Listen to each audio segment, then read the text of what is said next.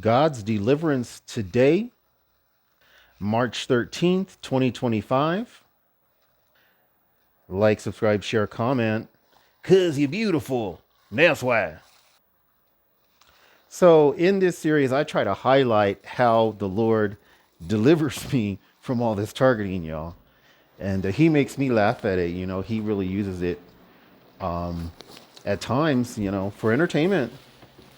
He delivers me from all of it. I'm not saying, oh, it's always fun and easy and entertaining. I'm not trying to suggest that. But a lot of times the Lord does do that, y'all. So I went to go shopping. I went to go shopping at Walmart. There's some things I want to pick up, and the brightening was what you would expect. Broad daylight. And everybody got their lights on, right? Almost everybody. And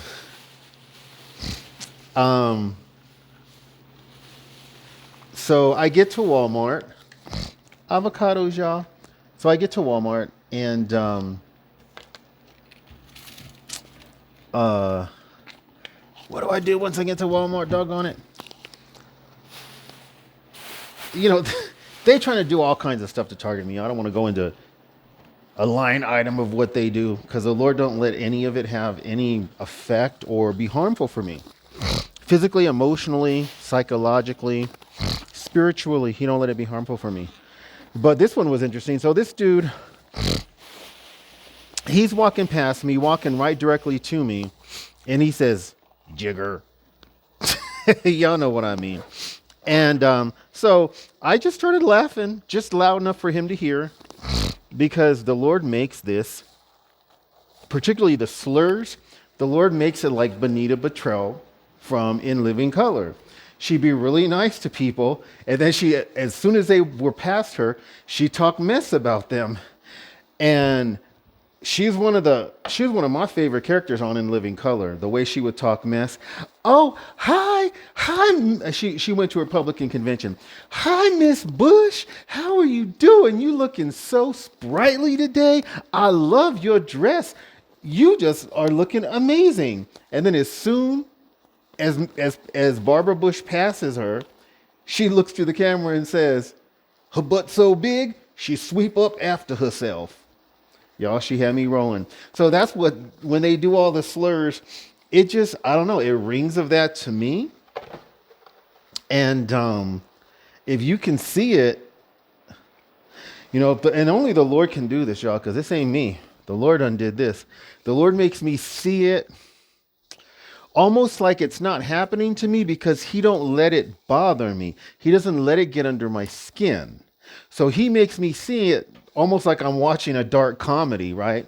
Where people will be really friendly to you, or they'll allow you to be really friendly to them, and then they'll curse you. I'm like, Benita Betrell, that's hilarious. So I start laughing. So I laughed at a few people, right? I gotta admit, they did well. There's one woman I laughed at. I try not to laugh at them too much, because it kind of can be scornful, and we're not to fight our own battles, but sometimes I just have to laugh out loud, whether they hear it or not, I don't care. So they had this one black lady crossing the street. Of course, I'm way down, and she's crossing the street to where she can get in my way as I'm bicycling. So I just slowed down on my bicycle really, really slowly, and I just started laughing because it all looks so fake. Like, she's not a good actor. But I suspect they did that to her because they're still trying to send honey traps. But even though this woman was my type and was attractive, she's too young. She looked to me like she was in her 30s, not in her 50s. I'm looking for a woman in her 50s, just like I'm in my 50s. And so I just kind of laughed. And then I said, "God bless you," as I was laughing and I was going past her. Because they done hit me with the honey trap once. The Lord made me kick her to the curb quick, and that's it. The Lord has not allowed another honey trap to even come close to getting near me or anything like that. And besides, I'm not sitting here trying to be one of these ex-gays, right? Which this isn't even what gays do when God delivers them from homosexuality. But I'm not trying to be like, well, I need to sleep with a woman, because I've never done that. I'm not trying to do that. I'm trying to marry a woman someday who wants to adopt children. And I don't know that many women in their 50s who have not had children. But surely there's got to be some.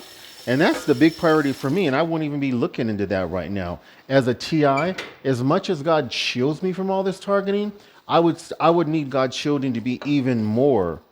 And then would have to consider my family, my wife. Probably my wife would have to be a TI.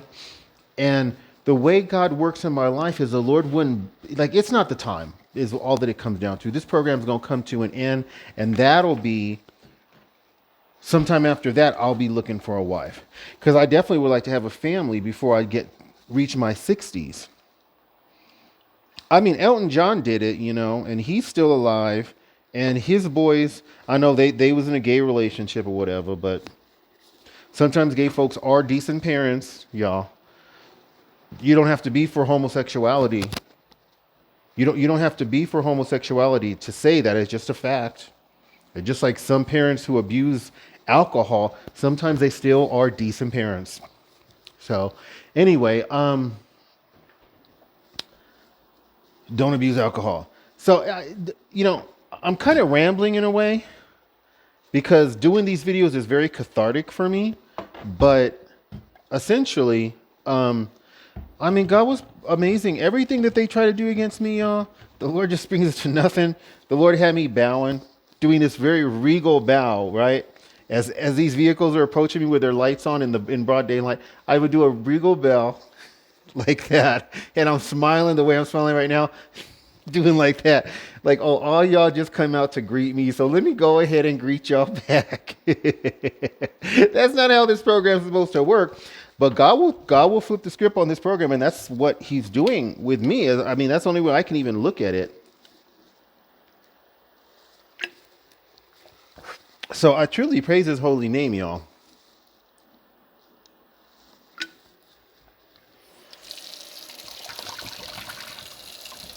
But, like I tell y'all in almost all my videos, y'all, you TIs are really messing up. You're not paying your tithes and offerings.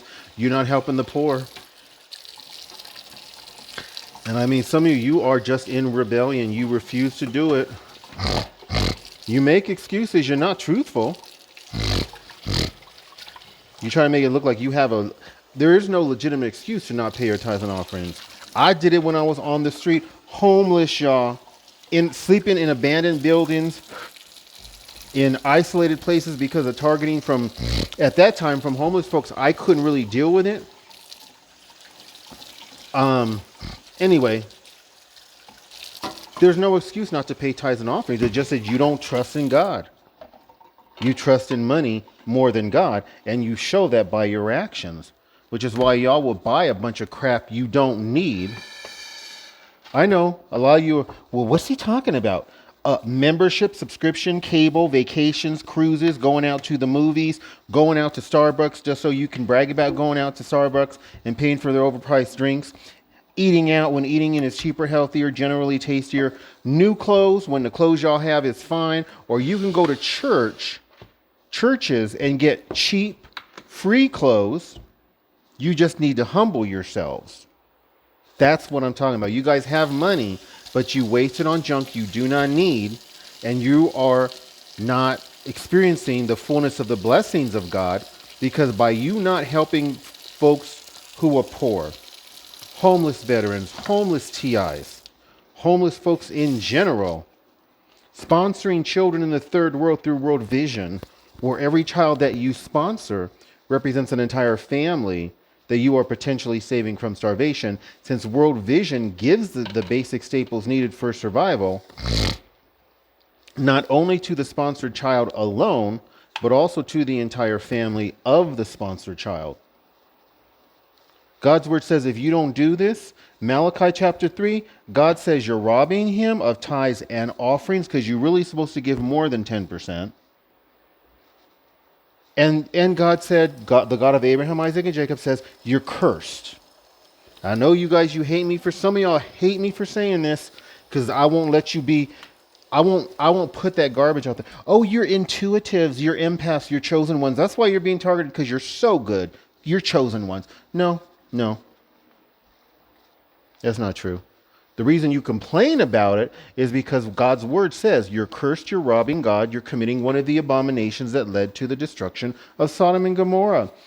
Ezekiel 16:48-49. This was the guilt of your sister Sodom and her daughters. She had pride, excess of food, prosperous ease, and they did not aid the poor and the needy. It is an abomination to not help the poor. We are to live a sacrificial life. Jesus in Matthew 25 says the same thing. You're cursed for not helping the poor. Psalms 41:1-3, Isaiah chapter 58. But they also say if you do help the poor, there are radical blessings for you. And one of the most significant for me personally is that God says he will not deliver you over to the will of your enemies, which means for me, because God will not deliver me over to the will of this program and what this program is designed to do, this program the Lord will no longer let this program upset me, you guys. He won't let it cause stress for me. He won't let it cause anxiety for me. He won't let this program get me mad or fearful. The program's happening. I'm being targeted. It's constant and nonstop. But the Lord doesn't allow it to affect me. He's got that for you guys, but you guys need to tithe your time to the Lord through prayer and reading his word. Spend 10% of your day in communion with God and tithe your money to the Lord, help the poor, and God will begin to do for you what he does for me. And he completely is flipping the script on this program, y'all. Completely flipping the script on this program. I send my love out to all y'all beautiful born again TIs. God bless.